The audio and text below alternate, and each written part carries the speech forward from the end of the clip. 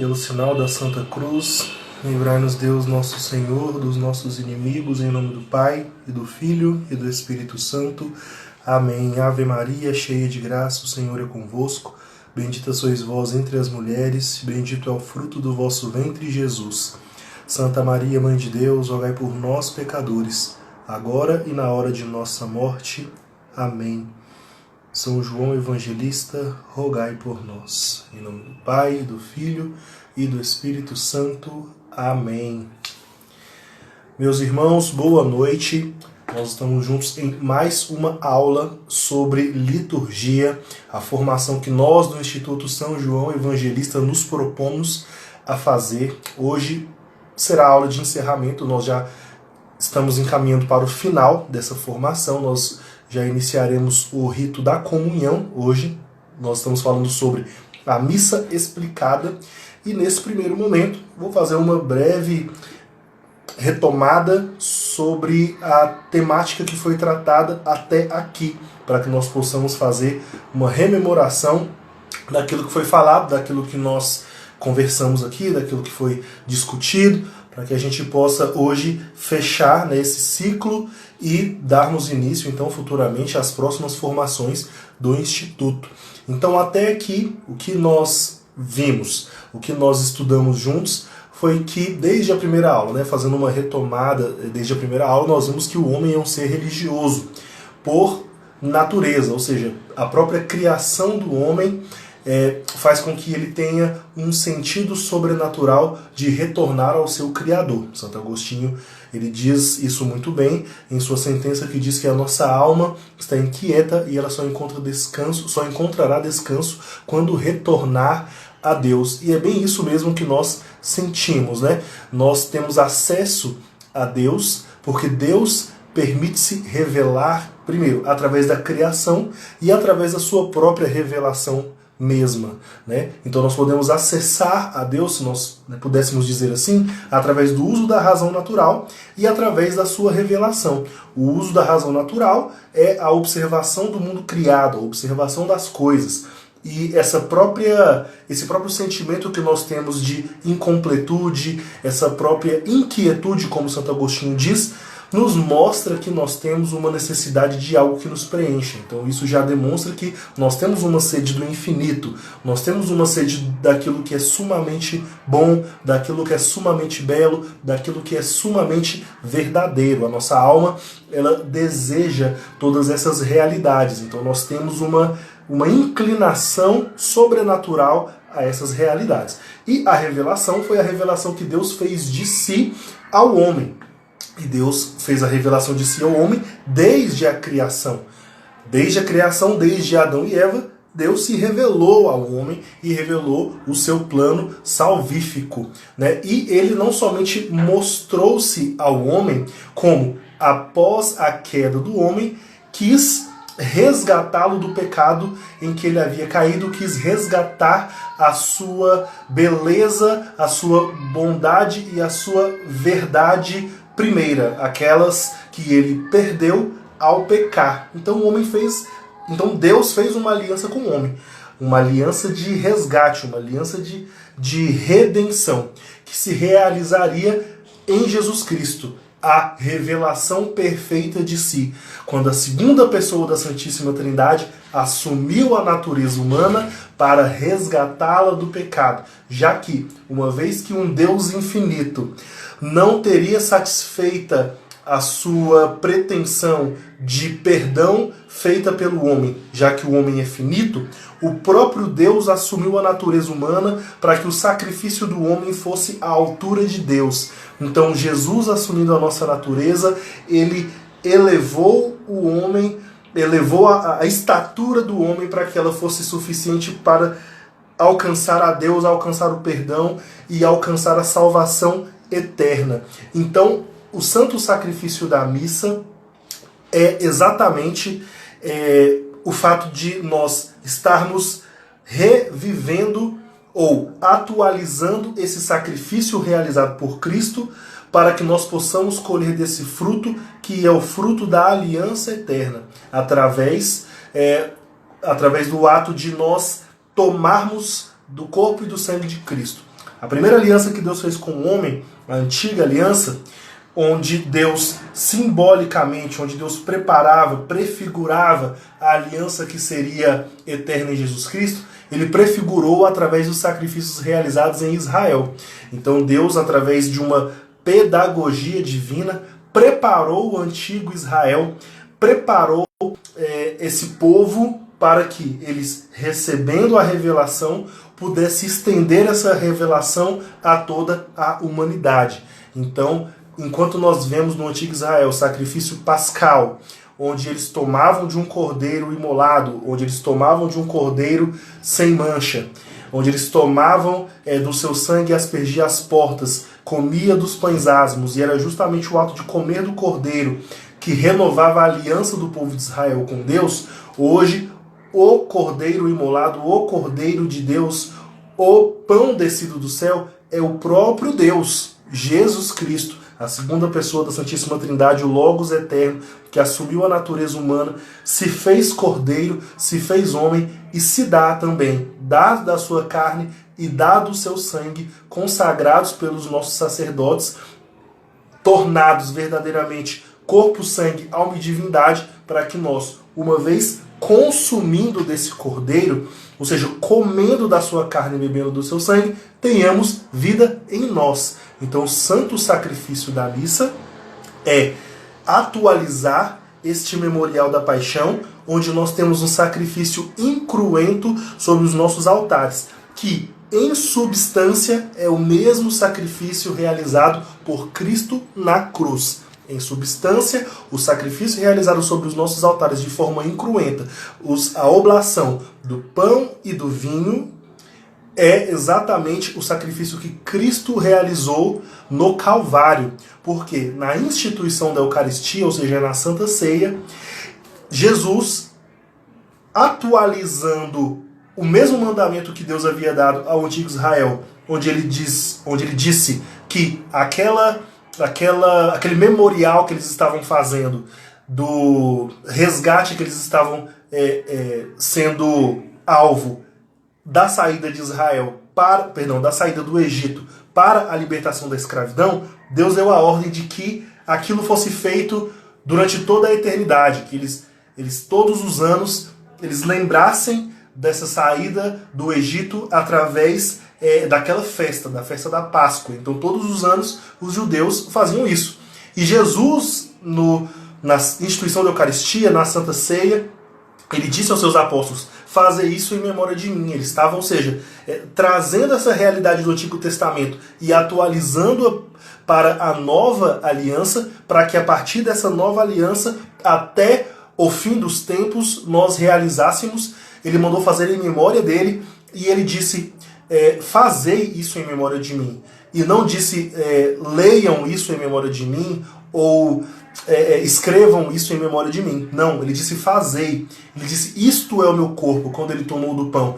Isto é o meu sangue, quando ele tomou do vinho. Então o pão e o vinho, essa oblação oferecida a Deus, ela é tornada o próprio corpo e o sangue de Jesus Cristo pelos nossos sacerdotes. Assim como Melquisedeque, o primeiro rei sacerdote que aparece no Antigo Testamento, e que também lá no Gênesis 3, em alguns versículos, em 3 versículos, aparece a figura de Melquisedeque, que também fez ali a oblação de pão e vinho.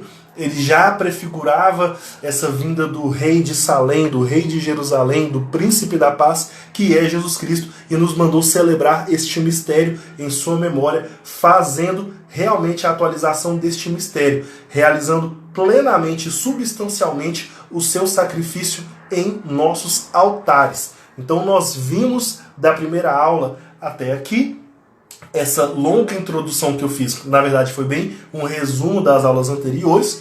Nós vimos nas 2 aulas passadas a missa explicada parte a parte, e nós entraremos agora, que encerramos o cânon bíblico, o cânon da missa. Nós encerramos com as orações eucarísticas e a pequena elevação da hóstia, e agora nós já entramos no rito da comunhão.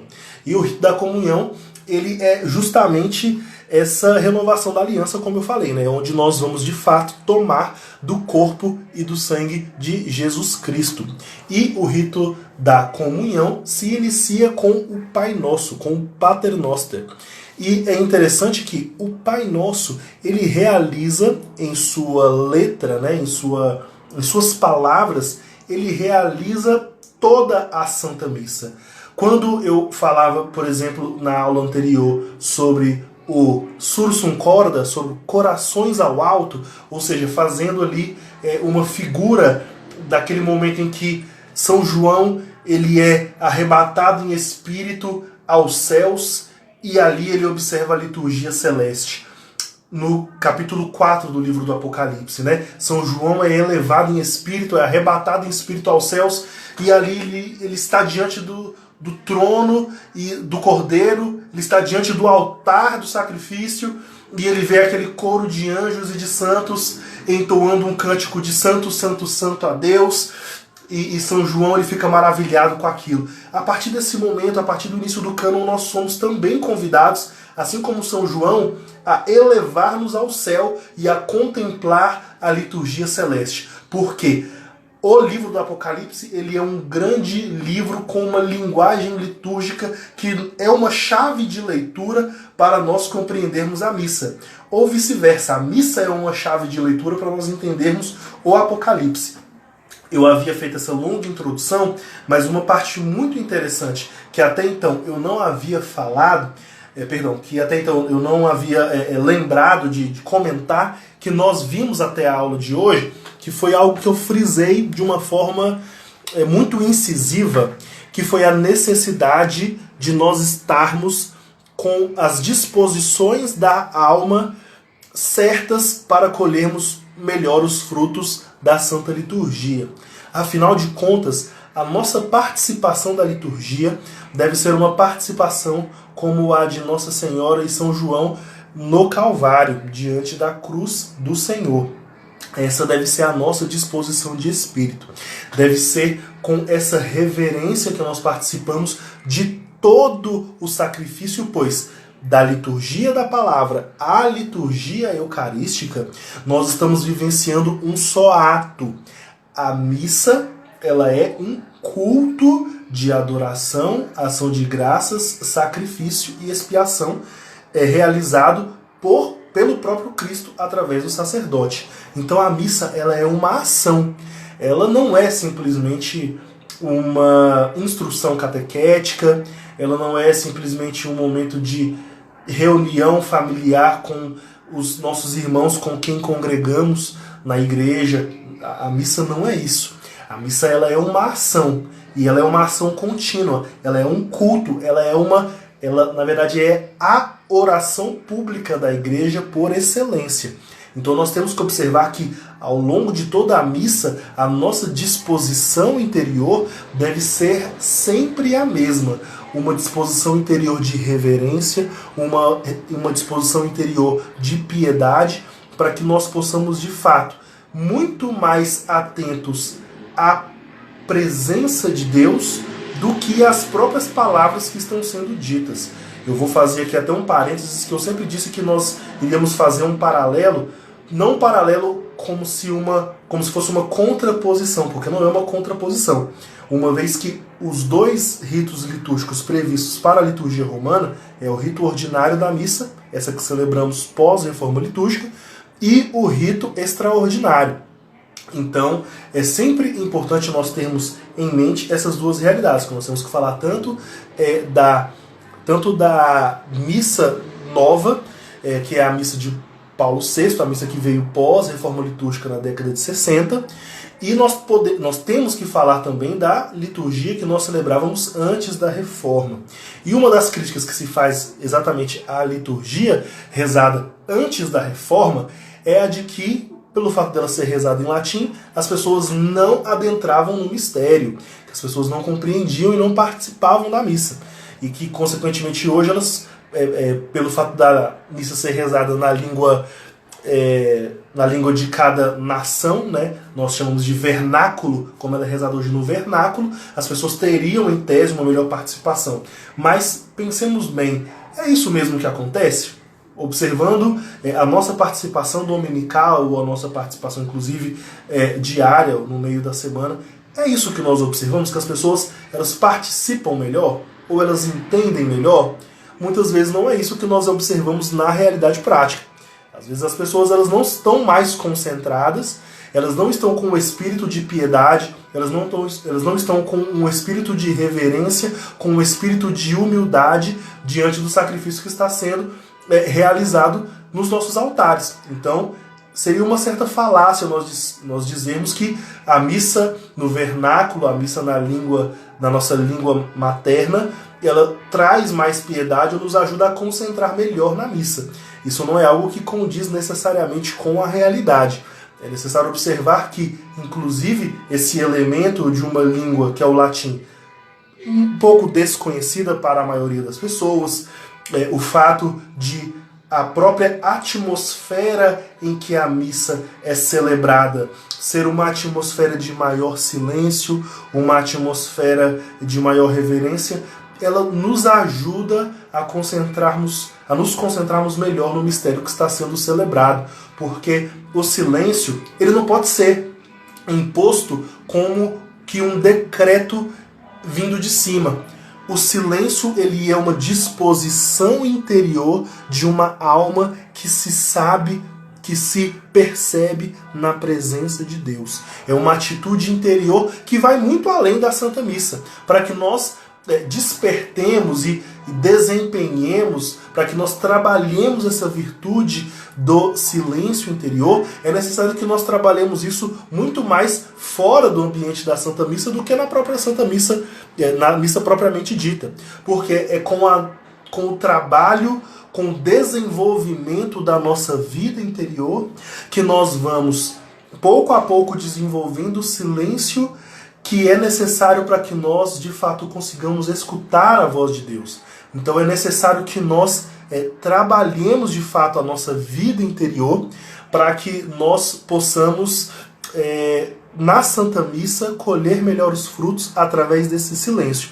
A disposição com a qual nós temos que participar da missa é muito mais uma disposição de Maria que se coloca aos pés do Senhor para ouvi-lo falar, do que uma disposição de uma Marta agitada e que sempre busca o que fazer ao redor do altar. Ou seja, estamos muitas vezes nas nossas missas sempre respondendo ao sacerdote, nós decoramos todas as respostas, nós sabemos a hora de levantar, a hora de sentar, nós sabemos todos os cânticos que o Ministério de Música puxa, mas muitas vezes todas essas atividades são feitas de uma forma autômata, de uma forma não piedosa, não interior, mas uma forma mecânica. Então é necessário que nós tenhamos essa disposição interior. E eu frisei sobre isso ao longo de toda a nossa conversa sobre a liturgia, da importância de nós termos as disposições anteriores de quem está diante do Calvário, porque de fato nós estamos diante da cruz de Cristo, que onde ele realiza o seu sacrifício que nos resgata para a salvação eterna. Então, inclusive, existem biblistas que eles interpretam que os evangelhos eles possuem como centralidade exatamente a paixão de Cristo. Porque enquanto nós vivemos numa época em que temos dado muito mais importância ao aspecto de Cristo glorioso e ressuscitado, a igreja sempre, a sua fé foi orquestrada, ela foi arquitetada sobre uma base muito sólida, que é exatamente o sacrifício de Cristo. Não é por acaso que o Evangelho de São João, dos seus 21 capítulos, ou 20 capítulos, dedica 7 capítulos a relatar as últimas horas do Senhor. Ou seja, um terço do Evangelho de São João está centrado no sacrifício. E os biblistas consideram que, na verdade, o Evangelho trata-se disso. E que tudo o que vem antes é uma grande introdução para se chegar nesse ponto central. Porque foi o sacrifício de Cristo, e é o sacrifício de Cristo, que nos resgata, que nos salva. Foi Cristo que substituiu-se a nós para que nós, mesmo que ofertássemos a nossa vida, mesmo que entregássemos a nossa vida em sacrifício para alcançarmos o perdão de Deus, o nosso sacrifício ele não alcança um valor infinito, que é o valor da própria natureza de Deus. Deus tem uma natureza infinita, o nosso sacrifício não tem essa natureza. Foi necessário que o próprio Deus se sacrificasse enquanto homem para que esse sacrifício alcançasse um valor infinito. Então, o sacrifício de Cristo é o ponto central dos evangelhos. E é o ponto central do cristianismo, é o ponto central de uma vida católica, é o ponto central da mensagem de Cristo, de tomarmos também nós, durante a Santa Missa e durante a nossa vida, tomarmos a nossa cruz e nos unirmos a Ele em sacrifício. Esse é o grande sentido da vida do cristão, é o grande sentido da vida do católico. Como nos diz a oração da Salve Rainha, nós estamos em uma vida que é um vale de lágrimas. A nossa vida é um vale de lágrimas, né? Permeado de momentos de alegria, obviamente, de felicidade, de estarmos com os nossos irmãos, com a nossa família, de realizarmos nossos sonhos, nossos projetos, mas a nossa vida sobre a terra é sobretudo um vale de lágrimas. E nós precisamos nos unir a Cristo nesse sacrifício para que nós também sejamos elevados e para que nós assumamos essa porta que foi aberta pelo sacrifício de Cristo, onde Ele ofereceu a salvação, mas é necessário que com nossa disposição interior, com a nossa fé e com as nossas obras, nós abracemos essa salvação que nos foi dada. Então, agora sim, com essa introdução plenamente feita, porque faltava fazer essa exposição sobre a forma como nós temos que participar do santo sacrifício, as disposições interiores com as quais nós temos que participar, agora nós já entramos no rito da comunhão, como eu havia falado, que se inicia com o Pai Nosso. E como eu falei, o Pai Nosso, ele tem em si ele tem em todas as suas palavras aquilo que descreve a Santa Missa por inteiro. Quando nós dizemos corações ao alto, né, o nosso coração ele se eleva e está nessa liturgia celeste, nosso coração se encontra nesse momento no céu contemplando a liturgia celeste. Uma vez que nós estamos no céu como irmãos, nós podemos declarar esse Pai Nosso que estais no céu.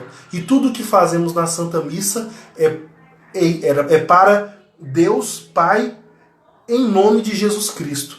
Então nós santificamos o nome de Deus ao longo de toda a Santa Missa, né? Todo o nosso mover é para entregar a Deus um sacrifício em Jesus Cristo que aplaque a ira de Deus, traga sobre nós a sua salvação, derrame sobre nós o seu perdão e as bênçãos necessárias para caminharmos na fé. Então, desde o início do Pai Nosso, que estais no céu, e nós estamos juntamente com Ele, nós santificamos o seu nome, né? E nós pedimos a vinda do seu reino e que seja feita a vontade dele, assim na terra como no céu. Nós pedimos tudo isso na Santa Missa. É assim que é realizado, porque Deus quer que a Santa Missa seja realizada para que todas as pessoas tenham a oportunidade de se salvar. E assim é feita a vontade de Deus na terra e no céu. O pão nosso é o próprio Cristo que nos é dado. A própria carne e o sangue de Cristo, assim como no Antigo Testamento era dado o pão cotidiano, né?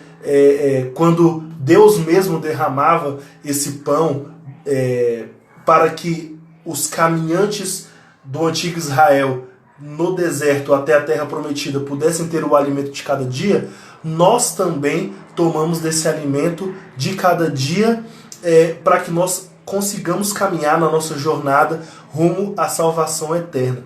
Então nós rezamos: o pão nosso de cada dia nos dai hoje.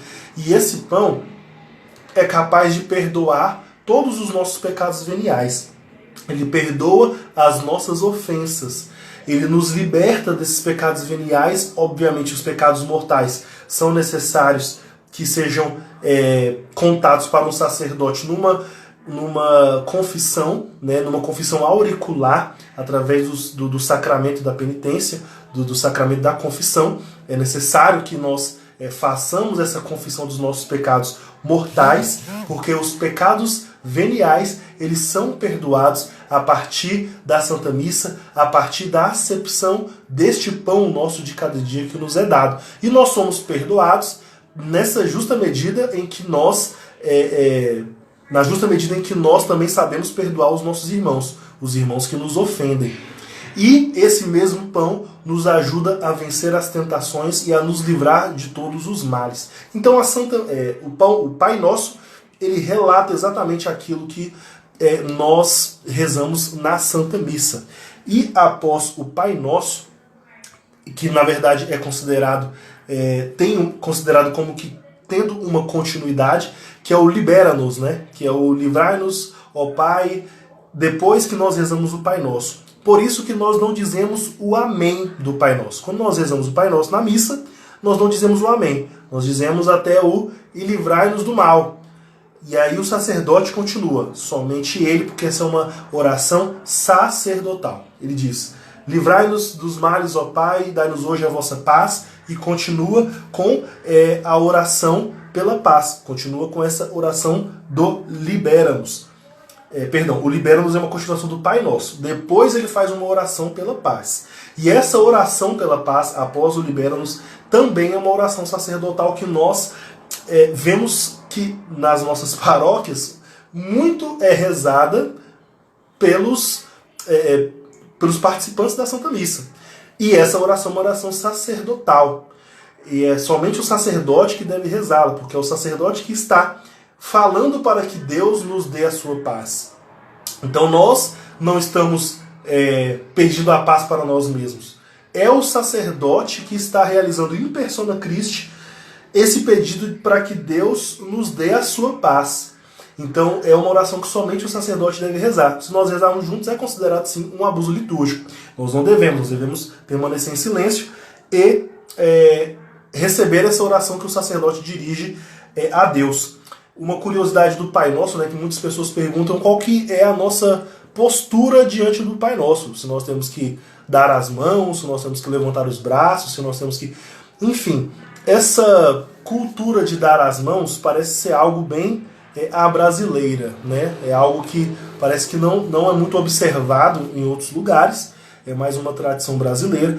A tradição de levantar as mãos é uma tradição antiga da igreja, ela remonta inclusive aos tempos apostólicos, que desde as primeiras liturgias, o Pai Nosso já era rezado nas celebrações. O Pai Nosso sempre foi rezado, desde os tempos apostólicos, nas missas que eram celebradas, né, desde o cristianismo primitivo. Então é interessante nós notarmos que desde essa época existia já essa tradição de se levantar as mãos para rezar o Pai Nosso.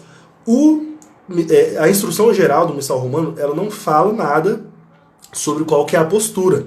Então é muito observado também que é natural que o fiel fique da forma como ele está no banco. Nem com as mãos levantadas, nem com as mãos postas ou com as mãos abaixadas. Isso não é algo que seria considerado um abuso litúrgico, etc. Então, porque não há nada que proíba nem as mãos dadas e nem a elevação das mãos, mas com um espírito de reserva, a forma como você sentir-se melhor para que você de fato também se atente ao que está sendo dito e reze junto com o sacerdote, é interessante que você fique dessa melhor forma, né? E após a oração pela paz, existe o rito da paz, que é a saudação da paz. Essa saudação ela é prevista na instrução geral do Missal Romano. Entretanto, ela pode ser exatamente omitida pelo sacerdote. O sacerdote não é obrigado a realizá-la, sobretudo porque tornou-se também uma certa tradição fazer com que esse momento seja acompanhado de um cântico da paz. E muitas vezes esse cântico da paz, a celebração desse rito da paz, acompanhado do cântico e a saudação, é o momento em que as pessoas se dispersam. Isso acontece mesmo. As pessoas se dispersam, elas entram em uma euforia desnecessária para aquele momento onde nós já estamos caminhando para a comunhão, é um momento em que nós devemos estar com o nosso espírito mais preparado, mais contrito, com uma reverência ainda maior para nós recebermos Cristo em nós, através da recepção do seu corpo e do seu sangue. Então, se nós nos euforiarmos nesse momento, nós, de certa forma, vamos sair um pouco dessa atmosfera de silêncio, de reverência necessária para que nós colhamos melhor os frutos da liturgia.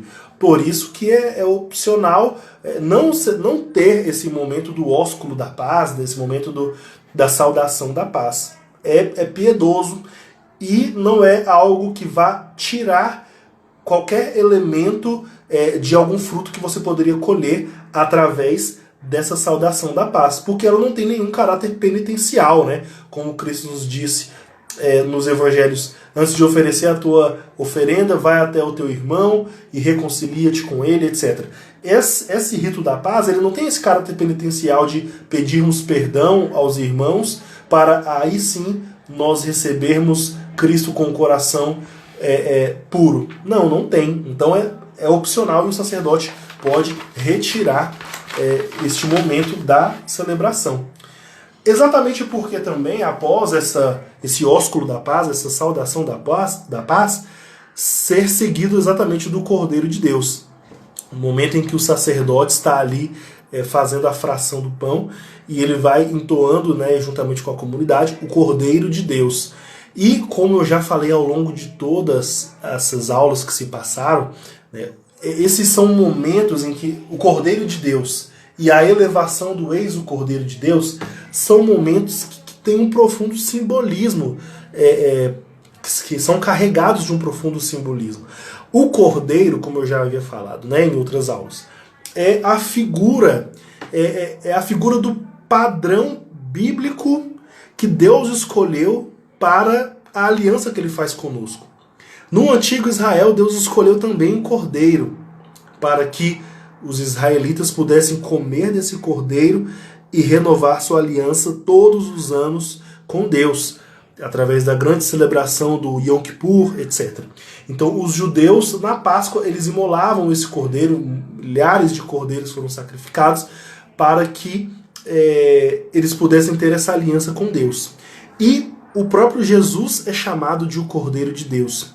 No próprio Apocalipse, apesar de vários títulos que Jesus tem, ele é chamado de o Cordeiro de Deus também.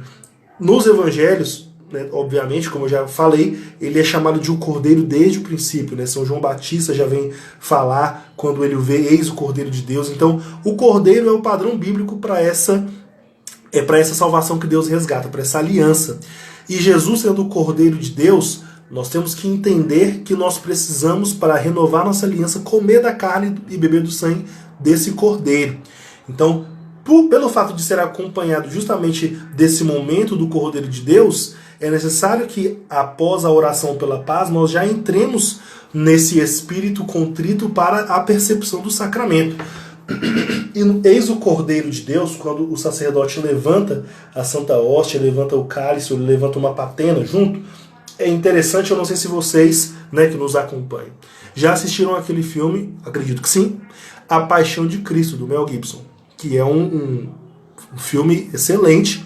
E em um determinado momento do filme, São João, ele está no Calvário, ele está diante da cruz, Jesus está pregado na cruz, deitado, e eles, os soldados romanos, vão fazer a elevação da cruz com Cristo deitado, né, para que a cruz fique em pé.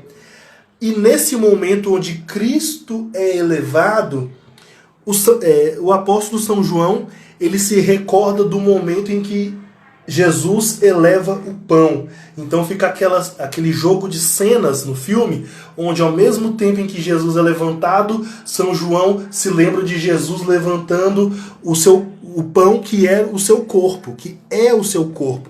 Então São João tem aquele, né, aspas, insight, ele cria aquela conexão de realmente, ele entendeu aquilo que Cristo quis dizer. Quando ele disse, isto é o meu corpo, e ao mesmo tempo ele vê Jesus sendo elevado na cruz, pregado, ele tem essa acepção. E essa imagem, essa cena, ela nos ajuda muito a saber que é exatamente isso que acontece.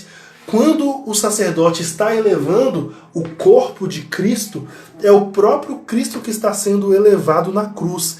eis o Cordeiro de Deus. O sacerdote está levantando e nos mostrando, eis o Cordeiro de Deus, eis o Cristo, eis a forma como Deus quis nos salvar, através do sacrifício de seu Filho. Eis o mecanismo, eis a pedagogia com a qual Deus ensinou o antigo Israel até chegar nesse momento, na plenitude dos tempos, né, da encarnação do seu Filho.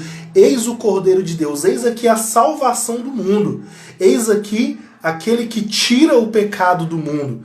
Então, como São João Crisóstomo nos diz, a encarnação é o centro da história da humanidade. E realmente, tudo concorreu para a encarnação do Verbo. E esse sacrifício realizado na cruz é exatamente o que sela essa ação salvífica de Deus, realizada através de Jesus Cristo. Então é necessário que nós tenhamos na nossa mente exatamente essa imagem também. Quando o sacerdote está levantando, está erguendo o corpo de Cristo, ele está elevando o próprio Cristo que se sacrificou pela nossa salvação. Então, eis o Cordeiro de Deus, o Cordeiro, juntamente com o eis o Cordeiro de Deus, e nós damos a resposta, né? Que é a única resposta que nos é cabível.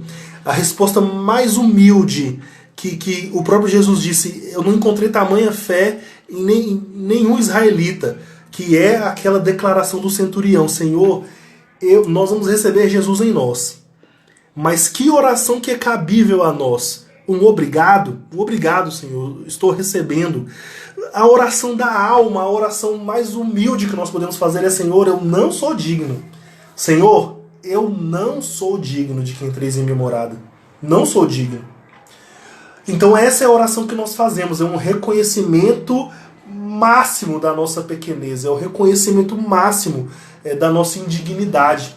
Senhor, eu não sou digno de que entreis em minha morada, eu não sou digno de recebê-lo. Então essa é a única oração possível que nós entoemos, é o único grito da alma que é possível entoar. Porque nós vamos agora assumir a carne e o sangue de Cristo dentro de nós, né? Eles farão parte das nossas entranhas e santificarão a nossa carne. Santificarão é um alimento para a alma que santifica a nossa alma e santifica a nossa carne. Porque nós católicos, nós acreditamos na ressurreição da carne. É importante que artigos de fé sejam levados com a seriedade que eles devem ser levados. Nós cremos, é isso que nós dizemos no credo. Nós cremos na ressurreição da carne. Então a nossa carne é santificada, as nossas entranhas são santificadas com a carne de Cristo. Porque a criação de Deus nos criou carne e espírito. Então a nossa carne é santificada com a recepção desse sacramento. Então é importante que com essa disposição de espírito, com essa piedade, com essa reverência, nós estejamos prontos para a comunhão propriamente dita, em que nós receberemos a carne e o sangue de Cristo. A instrução geral do missal romano, ela estabelece que a comunhão ela pode ser dada ao fiel de joelhos na boca, em pé na boca ou em pé na mão. Então é lícito que nós recebamos nas formas como estão prescritas. É lícito que nós recebamos o corpo de Cristo da forma mais piedosa possível. A forma mais piedosa possível é aquela onde nós recebemos das mãos do próprio Cristo, do próprio sacerdote, em nossa boca e de joelhos, onde nós reconhecemos a realeza de Cristo, onde nós reconhecemos que esse é o Cordeiro de Deus que tira o pecado do mundo e que renova a aliança que fez com a humanidade através do seu sacrifício, do qual o sacrifício que foi realizado pelo antigo Israel era apenas uma sombra. O antigo Israel comia do cordeiro. Nós comemos da carne e do sangue do próprio autor da vida. É dele que nós recebemos a salvação e nós comemos a sua carne e do seu sangue. Então, a comunhão é lícita que se dê da forma como está prescrita. Então nós temos o direito de receber nessas formas como eu acabei de explicitar. A questão da comunhão, é importante também nós frisarmos que acontecem muitos abusos litúrgicos nesse sentido, que é a dos ministros da Eucaristia tomarem do próprio corpo e do sangue de Cristo diretamente do cálice, diretamente da âmbula, e também tomarem do cálice. Não são eles que devem tomar diretamente. É sempre o sacerdote quem deve dar a eles. Apesar dos ministros serem previstos, serem ministros previstos na instrução geral do missal romano, ou seja, é legítimo que eles nos deem a Eucaristia, é igualmente importante observar que eles não podem tomar eles mesmos da Eucaristia. Eles devem receber do sacerdote. Eles devem receber do sacerdote celebrante, de um concelebrante, do bispo, mas nunca eles mesmos devem tomar da âmbula e tomar do corpo de Cristo. Isso é um abuso litúrgico e é o que a gente mais vê acontecendo. Então tenhamos sempre essa observação de tratar o corpo de Cristo de fato com a dignidade que merece ser tratado. Nós nunca alcançaremos a dignidade que Cristo merece ser tratado, mas nós temos que ter essa disposição de alma de fazer com que ele seja recebido da melhor forma. Então é importante nós observarmos todas essas prescrições, que nós devemos sempre comungar, seja diante do sacerdote ou diante do ministro. Comungar no momento em que ele nos entrega e não na fila voltando para o seu banco, ou esperando chegar no seu banco e comungando, ou tomar do corpo santo de Cristo e levar para qualquer outro lugar, por conta do risco de sacrilégios que podem acontecer. Então nós temos que sempre observar a forma mais piedosa de receber o corpo e o sangue de Cristo, E nós recebemos em uma única espécie, que é na hóstia consagrada, o próprio corpo. Ali já estão o corpo, sangue, alma e divindade de Cristo na menor das partículas da hóstia. Na menor das partículas está o Cristo todo. Então nós temos que ter muito cuidado com as partículas que sobram. Quando recebemos na mão, pode acontecer de sobrar micropartículas. É necessário que nós saibamos que Cristo está inteiro na menor das partículas. Por isso a forma mais piedosa é receber de fato diretamente do sacerdote, na boca, para que nós recebamos o Cristo por inteiro das mãos do seu próprio ministro, E após a comunhão, que geralmente é acompanhado de um cântico que seja apto a elevar a nossa alma, a ter uma experiência de oração, para que nós, de fato, possamos selar esse momento em que nós estamos recebendo o corpo de Cristo. Nunca através de músicas profanas, isso não tem cabimento dentro da missa. Inclusive, ainda que a sua letra não seja profana, se o seu ritmo for profano, ele nos atrapalha a entrarmos no mistério, a adentrarmos ali nesse momento que é sublime, que é a da recepção deste maior dos sacramentos. Então nós temos que ter ali toda uma atmosfera, toda uma ambientação que nos ajude a de fato elevarmos nosso coração a Deus. E nós temos, depois de ter percebido a comunhão, nós temos a oração depois da comunhão, E a oração depois da comunhão vai exatamente pedir que nós, o sacerdote, através dessa oração, vai pedir que nós percebamos melhor os frutos desse sacramento que nós acabamos de receber. Então a oração do sacerdote ela vai se centrar em pedir a Deus que os frutos desse sacrifício sejam colhidos por nós e que nos sejam penhor para a vida eterna, que sejam aptos a nos auxiliar nessa jornada rumo ao céu, nessa jornada nossa terrestre. Após a oração da comunhão, geralmente é um momento que é cabível para se fazer avisos, que podem ser lidos enquanto os fiéis estão de pé ou estão sentados, enfim. É sempre bom que a missa, como um culto, como uma ação única, ela seja rezada de início ao fim, que não tenha essas interrupções. Mas é lícito, está previsto, que os avisos sejam dados nesse momento. Mas nada impede de serem dados antes da celebração, antes do início, antes da procissão de entrada, antes do sinal da cruz, ou sejam dados após a bênção final, e após o ite missa est. Então, após a oração para a comunhão, nós temos a possibilidade dos avisos e após a bênção final, que são previstas algumas formas para a bênção. Existem bênçãos solenes, existem bênçãos em formato de orações tríplices, em que o sacerdote faz 3 orações que estão previstas e o povo responde amém a cada invocação. Existe uma única oração em que o povo responde um único amém e encerra. Então existem as formas previstas desta bênção final e elas são acompanhadas após a bênção do ite missa est, ou seja, ide em paz e que o Senhor vos acompanhe. Na verdade, a palavra missa ela foi tirada justamente desse termo latino que é ite missa est, ou seja, ide, a prece foi enviada, ou seja, o sacrifício foi realizado, o culto foi realizado e esta oblação foi elevada aos céus, ela foi entregue a Deus. Ite, ide, missa... Ai, Clarice, que susto, filha. Minha filha, gente, ela tá aqui, tomei um susto agora com ela. E o ite missa est é ide, a prece foi entregue, a oração foi entregue. Ite missa est, a palavra missa foi tirada justamente dessa parte, o sacerdote despede os fiéis e é feita a procissão de saída, que é feita com todos colocando-se em ordem, o sacerdote atrás, dirigindo-se à sacristia pelo caminho mais curto, né, que for necessário ser feito. Então, aqui se encerrou a missa.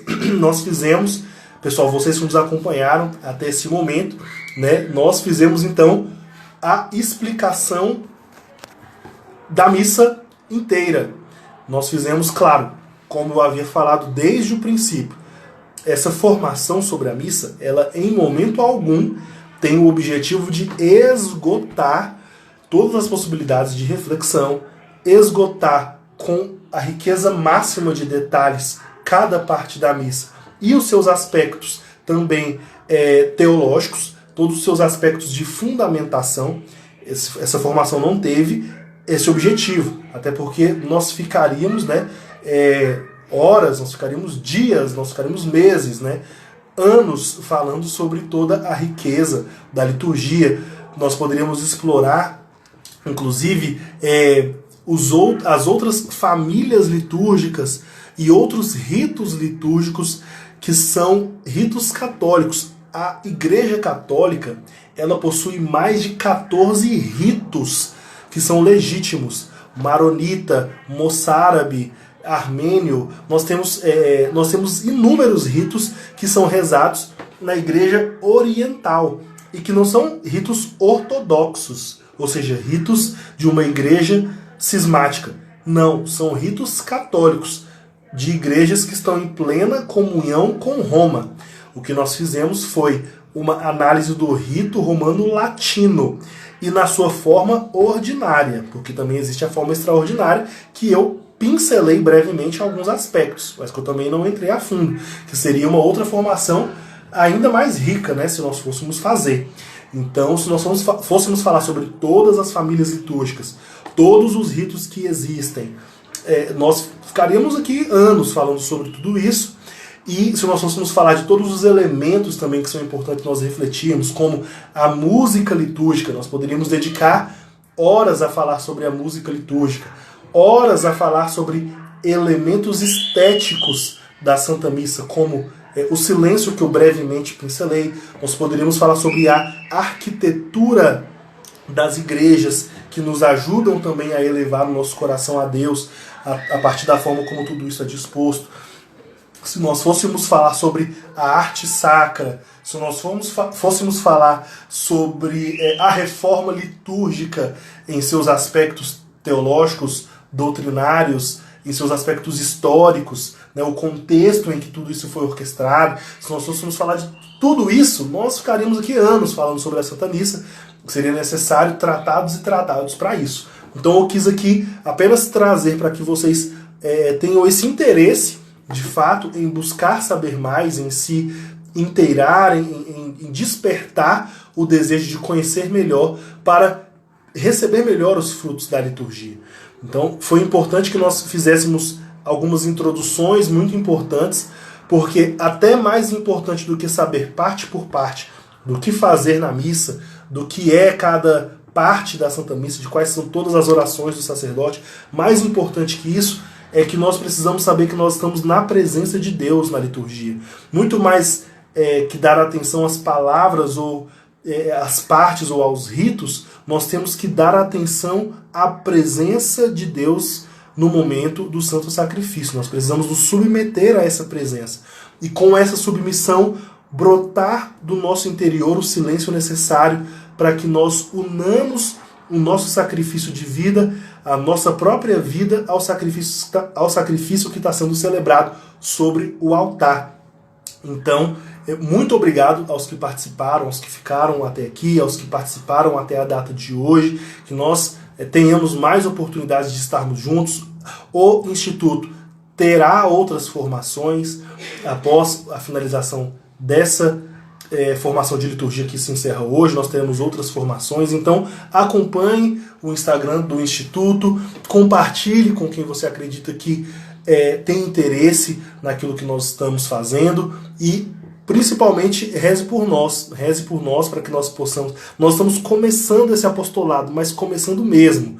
Assim, nós estamos bem no começo, nós estamos engatinhando, nós precisamos de oração para que esse apostolado ganhe corpo, ganhe fôlego e para que ele possa alcançar cada vez mais pessoas. Então que Deus nos abençoe na noite de hoje, que Deus abençoe a vida de cada um de nós e nos permita que ele aumente em nós a nossa fé, que Ele aumente em nós o nosso amor pela liturgia.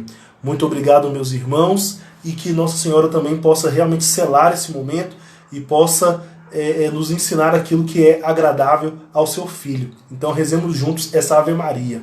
Ave Maria, cheia de graça, o Senhor é convosco. Bendita sois vós entre as mulheres e bendito é o fruto do vosso ventre, Jesus. Santa Maria, Mãe de Deus, rogai por nós, pecadores, agora e na hora de nossa morte. Amém. Nós continuaremos unidos em nome de um Deus que é Pai, Filho e Espírito Santo. Amém. Muito obrigado, meus irmãos. Até a próxima.